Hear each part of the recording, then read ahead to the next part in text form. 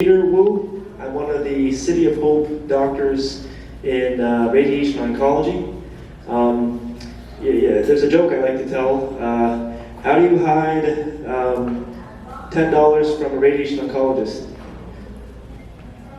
You give them to his kids because he never sees them. Okay, so actually, it's a bad joke. I do see my kids a lot. I have two kids. One is 3 and one is 2. And that's one of the reasons why I came to City of Hope. It's in order to serve the community here in Arcadia, as well as Temple City, El Monte, Rosemead, in the western San Gabriel Valley, but also because I love my kids. They are so young, after all, and we lived in New York City for the longest time. I hardly saw them because of work, and it was not great. So I'm very happy to be here. And also to serve you as a community here in Arcadia. But one of the things about medicine is that it spreads to all aspects of our life. In my case, it spread to the care of my family. And in your case, I think that's why you're all here. We want to learn about the other side of medicine, outside of chemo, outside of radiation, outside of surgery. What can we do as just normal people with our own diet to improve our chances of never getting cancer, first of all? And secondly, if we do have cancer, unfortunately, what can we do with our diet to fight, to do better? And this talk will be structured in 3 parts. The first will be talking about certain recommendations from international and national societies about how to change your diet and also living habits in order to prevent cancer. Nobody wants cancer. I hope I'm out of a job in the next 50 years. I hope cancer's taken care of, but truly, I mean it. But you can prevent much of cancer just by diet and lifestyle changes. In the second portion of the talk, we'll talk about how to fight cancer nutritionally if you have been diagnosed with cancer. And finally, we'll go over some food myths, things that you may have heard that are not necessarily true in cancer, and we'll go over a few of them. Finally, I've noticed that whenever I give a talk, no matter the topic, there's always a plethora of questions regarding nothing of what I talked about. It's mostly about cancer itself, and we welcome these questions in an open forum, and also certainly questions about nutrition. Let's move forward. So, we already talked about the objectives. For the very first portion, we're going to look at the International Cancer Registry and also World Cancer, R stands for, not registry, but it stands for, it's a dietitian society. Not sure what, the Dietitian Society. Recommendations for cancer prevention and prevention of recurrence. We want to promote knowledge of preventative measures for individuals, and we want to promote knowledge of how to fight cancer with your diet. As we alluded to before, 50% of cancers can be prevented. That's a big number. The World Cancer Research Fund, and also the American Institute for Cancer Research have put out these guidelines that have been endorsed by every nutrition society and also every cancer society, the American Society of Radiation Oncologists, Medical Oncologists, the ASCO Society, as well as the Surgical Oncologists, the SSO, about these few facts that will help prevent cancer. This one we all knew, but I guess you didn't want to see it in black and white, or so to speak, on the big screen. It's true. Keeping as lean as possible will help prevent cancer. What is a good weight? What is the right weight for you? I think one easy way of thinking about it is, what did you weigh back in high school? What did you weigh when you were just entering your adult years? That's probably the minimum weight for most of us. I know it is for me. After my 2 kids, I ballooned from 120 to a little over 150. I hide it well. But think about what you used to weigh when you were younger. or maybe when you were right out of high school. That is a nice goal weight for your height and weight. Now, many people have had certain changes in their body since then, and it's not a good standard. Another standard to think about is body mass index, BMI. Body mass index is a standardized calculation based on your height and also your weight. And having a body mass index above 19 to the low 20s is a good number to be at. So no lower than 19, but no higher than, say, 25. Second important guideline is foods and drinks that promote weight gain must be limited. It's a corollary to the first. I know we have right here on Las Tunas, McDonald's and Carl's Jr. right next to each other. And that's a symbol for Southern California. We have a plethora of good eats. And then next to that, for the people who enjoy Asian food, there's maybe a whole, probably the nation's highest density of hot pots, of bakeries. Unfortunately, those all are to be limited as much as possible. Foods that are weight gain causing oftentimes are energy dense, and they're oftentimes processed in certain ways that we as science don't know for sure, but probably contribute to cancer. It's said, my grandfather has been exposed to lead. My father has been exposed to GMO foods and various what's it called? Asbestos. That was my father's generation. And my generation's being exposed to microplastics. So each generation we discover something new that is really bad for you. And certainly there are things that we don't know, but we suspect that much of it comes from processed foods and energy-dense foods. Because it takes a lot of processing to get foods that dense. And so we try and limit foods that are processed, foods that make you gain weight. Plant foods. Plant foods are very often not processed. They're good for you. These are to be maximized, whilst other foods are to be minimized. A plant-based diet is the best diet for cancer prevention. Here we have an assortment of plants. It doesn't mean you're limited to green leafy vegetables. There's almonds, legumes. What is that? That looks like walnuts. Oh, I thought it looked like popcorn. And other plant-based foods that are very good include tofu, beans. It is a very wide variety of foods that you can eat that are plant-based. What is a goal for how much, what percentage of plant foods we should have? I would say approximately 80-20 plant and non-plant-based things. Non-plant-based things can be dairy, they can be meat in sparing amounts, but the majority of your diet should be vegetarian, should be plant-based. We're very lucky to eat foods grown and also, we're very lucky to be in Southern California. This is one of the great basins of vegetables and plant-based foods throughout the world, so that won't be too hard for us. Animal foods. You should limit the intake of red meat and avoid processed meat.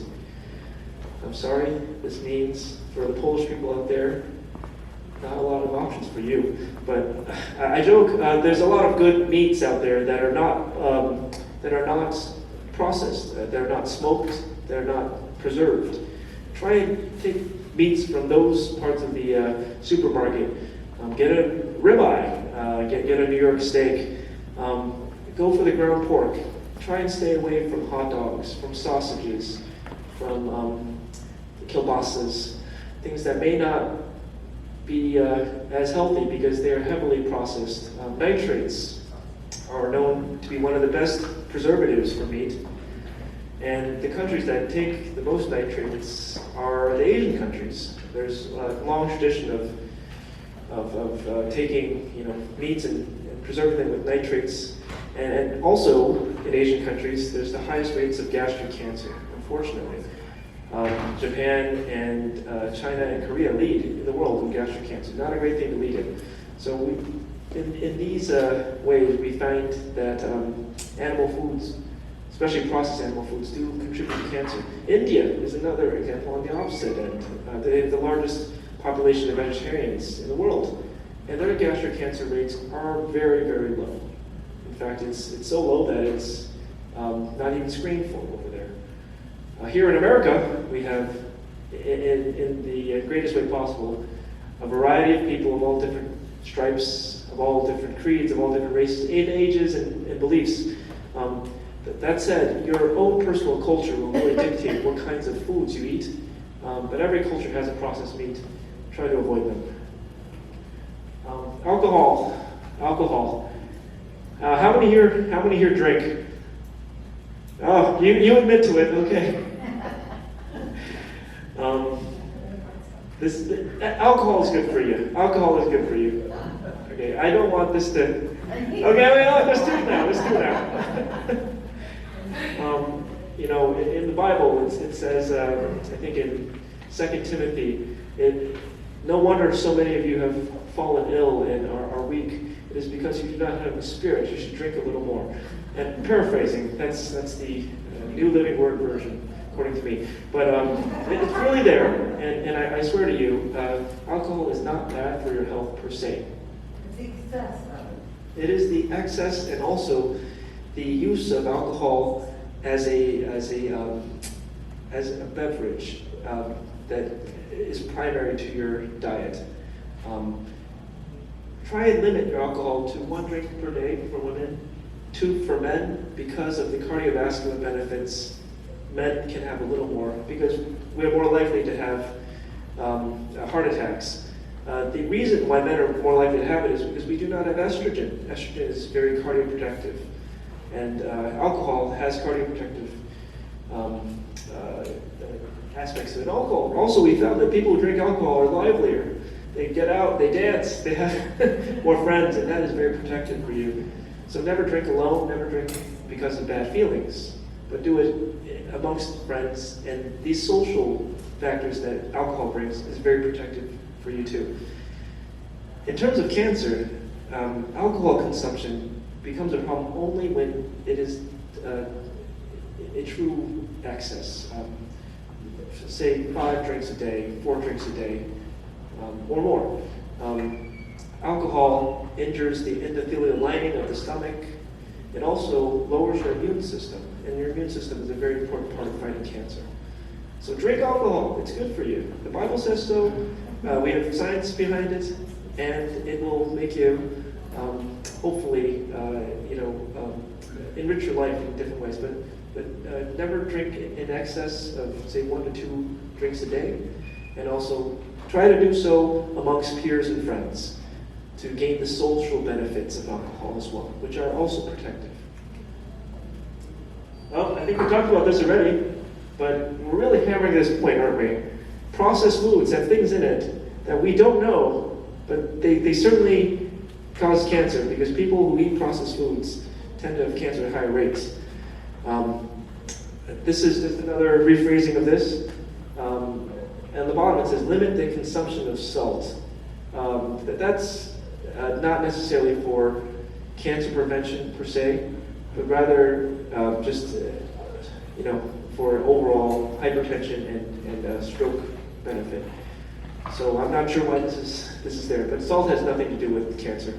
But limiting it is certainly helpful. Dietary supplements.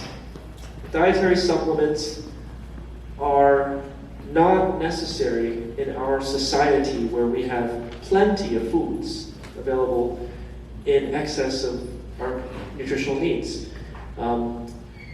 Women who are pregnant, they need to take dietary supplements to help grow a new baby. They need to take folate, they need to take various calcium supplements, and because of that, their diet needs to be supplemented. It's all right, don't worry about it. We don't need to take dietary supplements unless it's specifically recommended by your doctor for things that you might need. For example, some women may need vitamin D supplementation. That is very protective against cancer. Go ahead and take it. Some men, may need supplementation for Issues regarding vitamin D also, because we don't get enough sunlight. Go ahead and take it. But above and beyond that, it's not shown to be protective against cancer. Breastfeeding, I think that's for a different audience, but certainly if you have younger children or you have grandchildren, encourage breastfeeding. For some reason, I suspect it's because they're not drinking the formula feed, which is highly processed. Breastfeeding is protective against cancer throughout your life. Probably not the breastfeeding itself, but probably the avoidance of the formula feed that matters. I formula feed my children, by the way. And I also do many of these things that I shouldn't do. So please don't feel bad if you do yourself. These are things we should all reach for. Physical activity.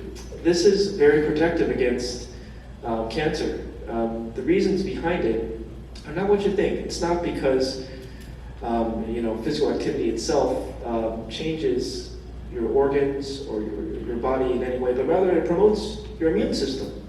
It makes you much more resistant to infections, and also your immune system has a very important role in keeping cancer in check. We discovered that in 2017 and won the Nobel Prize. Immunotherapy is now a cornerstone of cancer therapy: surgery, radiation, chemo, and now immunotherapy. And so keeping a good physical fitness will not only help you perhaps stand out amongst your peers, but also prevent your immune system from early decline. What should you do? Be physically active 3 times a week for 30 minutes. It's not too hard to do when we live in sunny Southern California. You can just walk outdoors and you can be physically active. You can go for a walk around the neighborhood. You can do push-ups on the sidewalk if you really wanted to. You can go for a swim, maybe at one of the wonderful parks we have here. I take my kids to Rosemead Park to swim, and sometimes we swim in the pool in their backyard. You can do anything that you enjoy.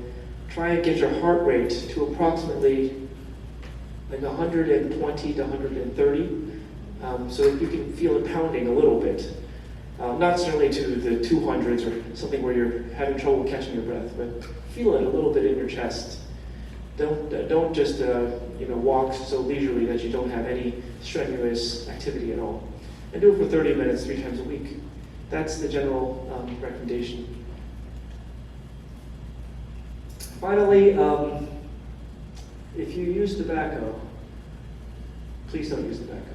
The cancer is directly linked to tobacco for many reasons, not just lung cancer, but also because of the other pollutants that enter your blood.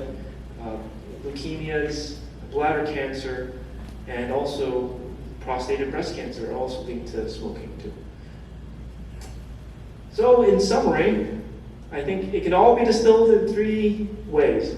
And these things we already knew, but I think it's interesting to hear from a doctor's perspective.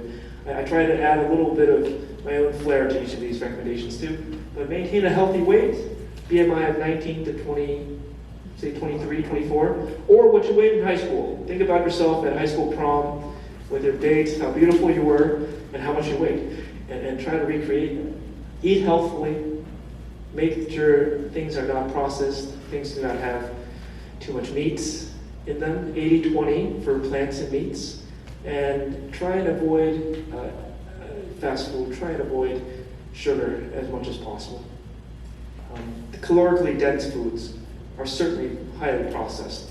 Finally, be physically active. It will improve your immune system. And there are other benefits. It will improve your overall lifespan as well, not just from cancer, but from cardiovascular aspects, as well as just preventing silly things like falls, or things that might change the length of your life in other ways.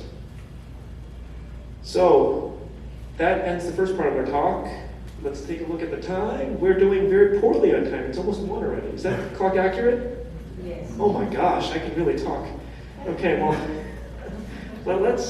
I'm going to speed through the last half of the talk. It's not that important. I think you've gotten the most important aspects. During cancer treatment, it's important to change strategies. Have a lot of nutrition, almost excess nutrition. Increase your nutrition to be protein-based. Plant-based proteins are the best, but if you can't find plant-based proteins within your own culture and your own diet, go for proteins from animals. Proteins are highly utilized during surgery, during radiation, during chemo. They're protein-wasting treatments. You need to have replacement for all the injury that your body is going through. In addition, there are many side effects of chemotherapy that are not easy to take. It degrades your bones, causing osteoporosis, deprives your blood of the ability to reproduce, and your blood will constantly be below what is normal, both in red cells, platelets, and also your immune system. So make sure you take plenty of protein as well as vitamin D and calcium as prescribed by your doctor to counteract the effects of chemo. You know, with certain types of chemo that we give for colon cancer, we actually actively push folate. It's called leucoborin. It's a special type of folate into the chemo mixture in order to replace it as we're giving the chemo itself. So this is the situation which supplements really matter, and extra protein intake really matters. So vegans who've been very healthy all their life suddenly get cancer, it's really hard for them to adjust their diet to be more protein-based, but it is very important to do so. What is a plant-based diet? We talked about this already. We already talked about how to convert to a plant-based diet. If you are mostly like me, I used to be mostly a meat eater. Try and find your favorite recipe that is meat and find the plant alternative. For example, burritos can be made into a plant-based alternative. I'm Chinese, and I want to emphasize that every single person has a different culture. But for my culture, this is what I wanted to just display. This is what I eat and shouldn't eat every day. Here are some really great Chinese foods that are plant-based. These are delicious. I would eat it right now, wouldn't you? And so you can have a really filling diet. There's eggs and tomatoes. There's some spinach. This is some delicious asparagus. These are also really good. Fish has great omega-3 fatty acids. These noodles and eggs are all whole foods. They're unprocessed. They're just thrown into a pot and cooked. These are really bad from the Chinese diet. This is the hot pot. Who knows what makes the soup red? Who knows? And these things are not good to have highly processed foods that you don't really know what's in it. These are also not so good. Notice these dumplings. They look great, but they've been scarred. I'm sorry, not charred on the back. Anything that has been burnt, anything that has been processed to a point where it has been charred, it's highly, highly bad for your stomach. Processed sugars, these delicious bakeries, not so good for my culture. Rice. This is very controversial. You need rice in order to process protein. In fact, if you have protein alone, it's the keto diet, you feel very tired and feel terrible. You need carbs because proteins burn in the fire of carbohydrates.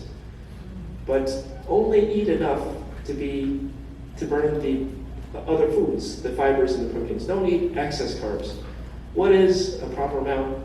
You'll find out yourself in your body, but I would say sparingly, maybe 10 to 20% of your diet, have it be carbs. It should not be carb-based. It should be vegetable, fruit, and protein-based with a little bit of carbs added to the end.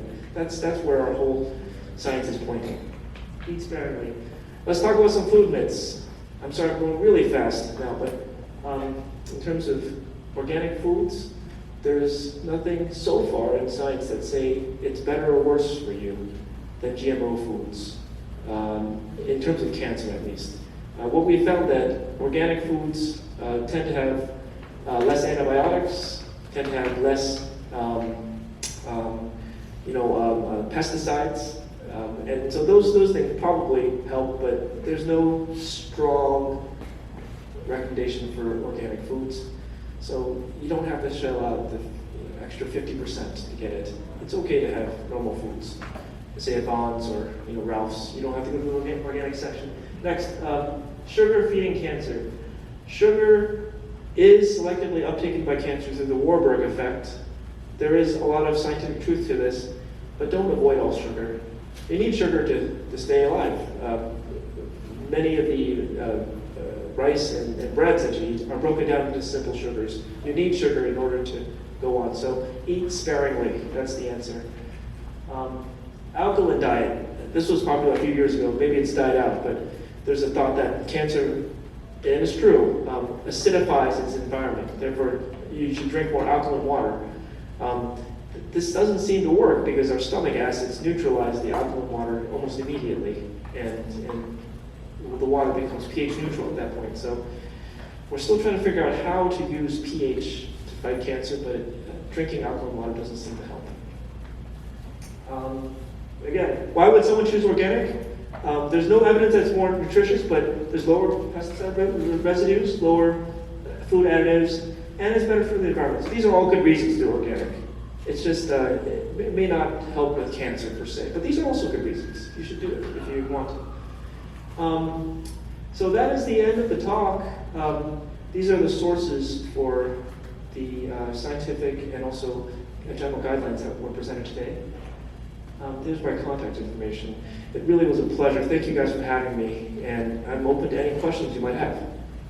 All right, straight to, I saw these two nice questions. That cause cancer, such as when women go through menopause and they get estrogen, so they cause breast cancer, not caused by anybody, but it's a fact. Yes. So the question was, what about the medicines like hormone replacement therapy? The Nurses' Health Study and the Women's Health Initiative, conducted in the late 90s, found that hormone replacement did increase the risk of breast cancer if you continued it past the age of menopause for over, I think, over 10 years. So after that, hormone therapy was no longer paid for by any of the insurance companies for women for postmenopausal imbalances. The rate of breast cancer increase was there, and I'd say the risk benefit has to be very carefully measured because it was not large. It was not, you're going to do it, like you're going to get it like smoking. In fact, only a minority of smokers get lung cancer, but it was not large. I think the answer is, in this current age, is speak with your gynecologist. Many are comfortable with very short term, maybe 6 months or 5 months of hormone replacement therapy, just to get over the worst parts of menopause, and then trial you off of it. It's a very nuanced thing. But in general, yes, absolutely, it's a known factor. OCPs, oral contraceptives, when you were younger, heavily raise your risk for breast cancer. Not being pregnant enough